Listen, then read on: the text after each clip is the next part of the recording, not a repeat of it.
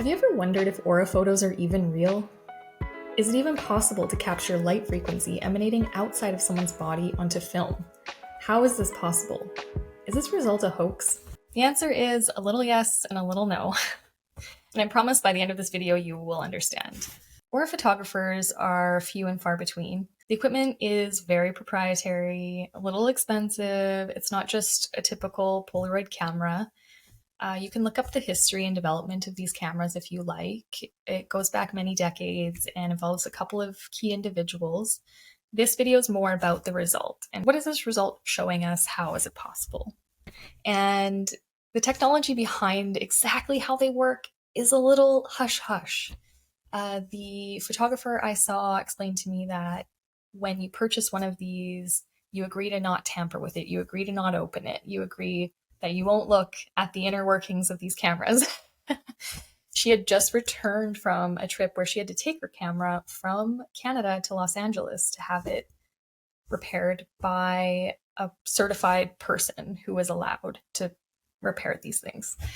And so it's very buttoned up exactly what's going on inside the camera, but we do understand the overarching idea. One of the first things I wondered was, why are all aura photos I've seen taken just from the waist up? When I got there, I learned that the photos are taken with you sitting and your hands go onto these specialized sensors.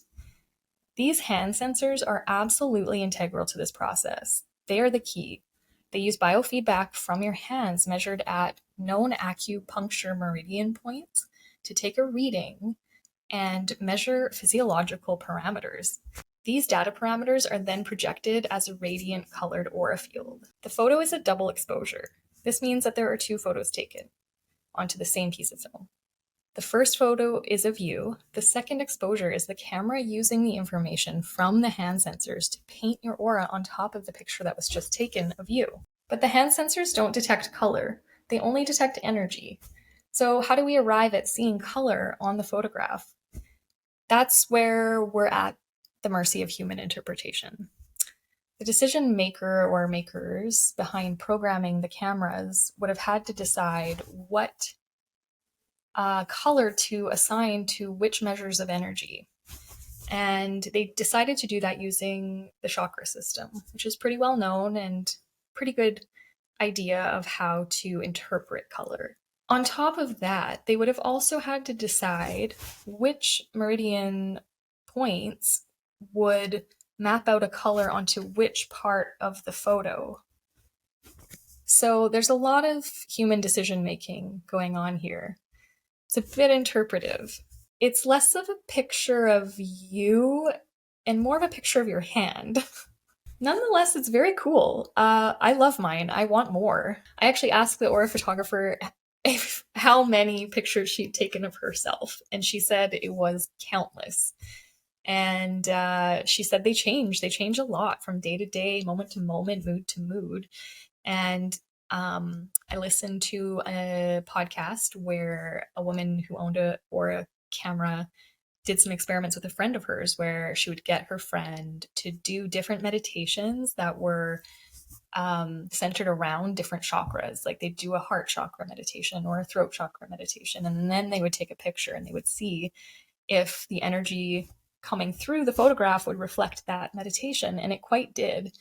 And then, there was one photo they took where she had gone outside and laid on the ground, and she grounded on earth for, I think, 5 minutes or so.